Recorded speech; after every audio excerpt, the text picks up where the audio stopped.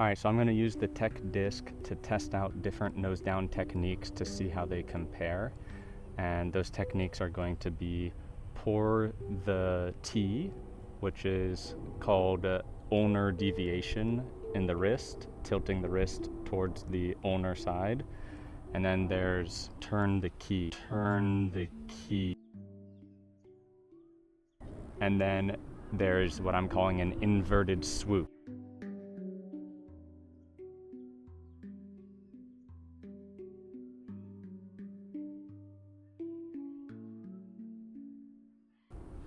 I'm going to be using a standstill for these tests to make it easier to focus on just the thing that I'm changing. And I'm going to try to throw in the mid 50s, which is a fairly comfortable speed for me. And so I want to keep the speed consistent, and I'm going to be trying to throw upwards, like above a 5-degree launch angle, because that's when you need nose down, is when you're throwing more upwards, and it's harder to throw nose down when you're throwing a more positive launch angle.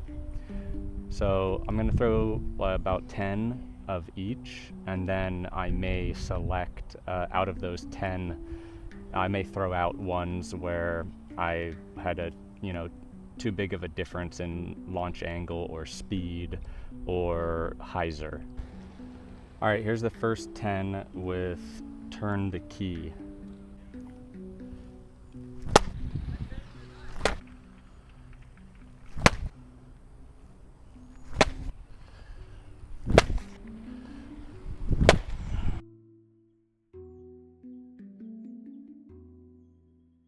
Okay, now pour the tea. This is what I used to do.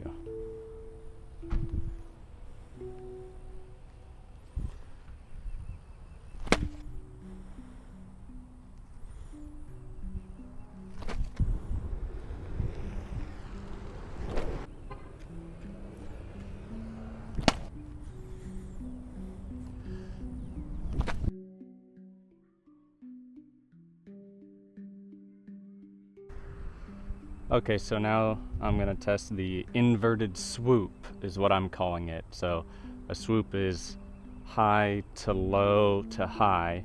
And an inverted swoop is low and then leveling it out instead of pulling through on the same upward plane. Ezra Aderhold has a video on this. I'll link it. And Jake Hebenheimer says he does this. Now, something to be warned about is, as you're doing this, it's easy to accidentally shrug your shoulder too much, and you'll get sore in your neck area if you're doing that.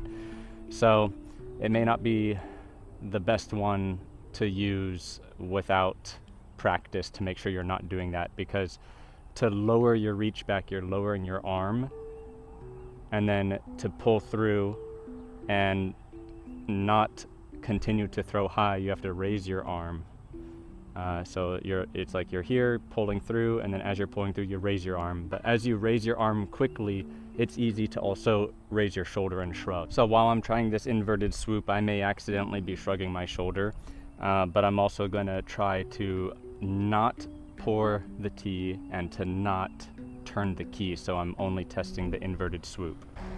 However, due to muscle memory, I may accidentally do some of either of those.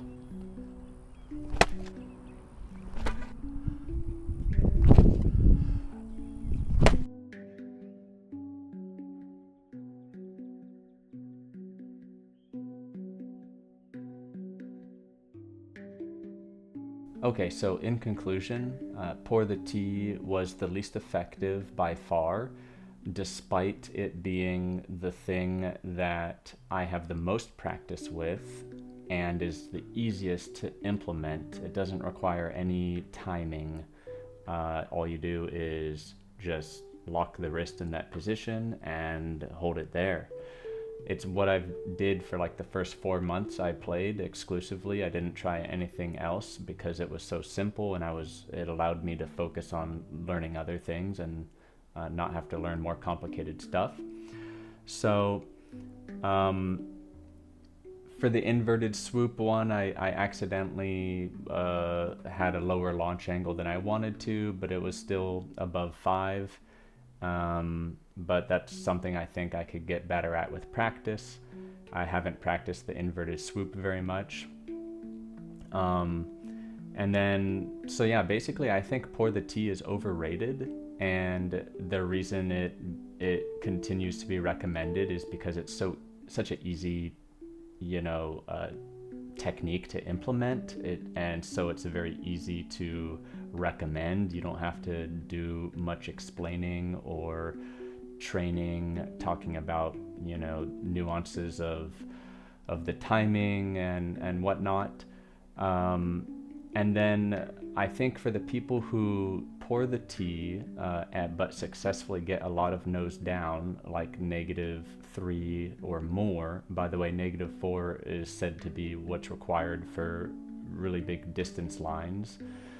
The people who are successful at getting lots of nose down with pour the tea, I'm starting to suspect that they've learned to do something else as well. So they think pour the tea is a cue, but then their body is adding some extra stuff as well that they've learned along the way, and has become like a coupled muscle memory that they don't realize they're doing.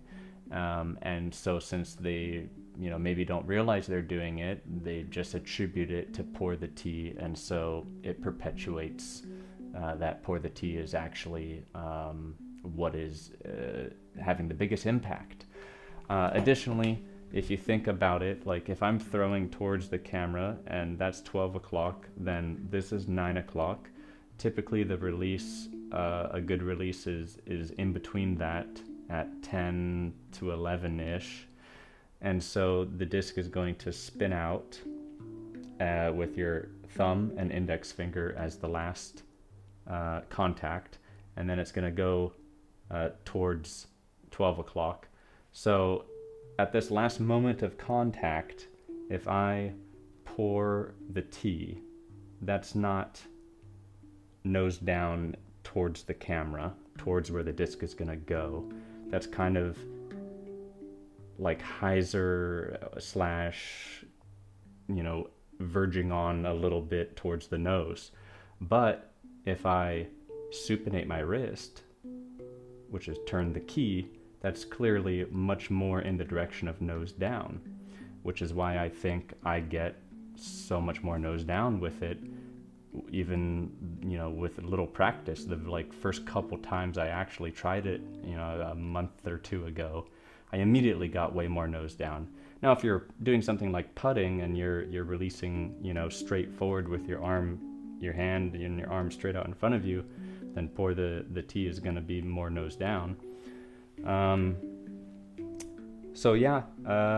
I think maybe people who actually get nose down with pour the tea, they might be doing a little bit of a supination as well, or a little bit of an inverted swoop to help actually get the nose down more.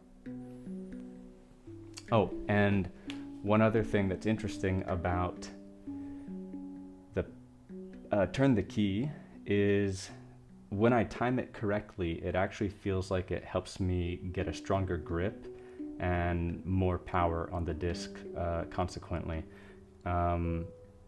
Because if you think about someone trying to pull the disc away from you, if I supinate my wrist, I'm actually curling my fingers in more, resisting it from being pulled out. Whereas if I were to do the opposite, pronation is going this way, it's pulling my fingers out. So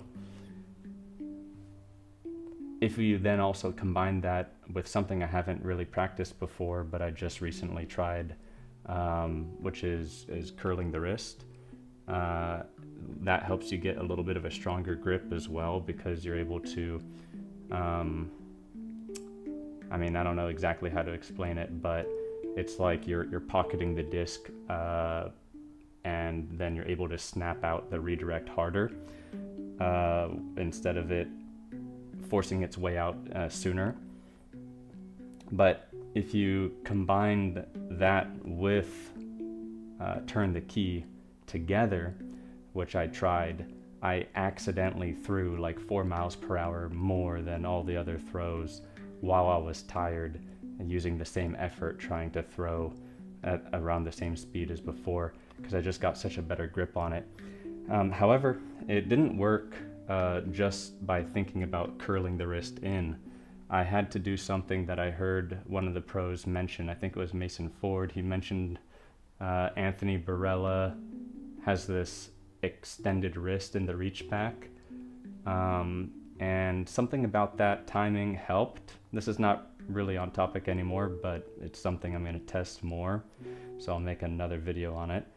But that timing, extending the wrist in the reach back, it feels like it kind of like gets it loaded like a spring to snap into wrist flexion to curl it. Whereas if I just try to curl it, it wasn't feeling right until I did that extension. I'll do more tests on that and make a video.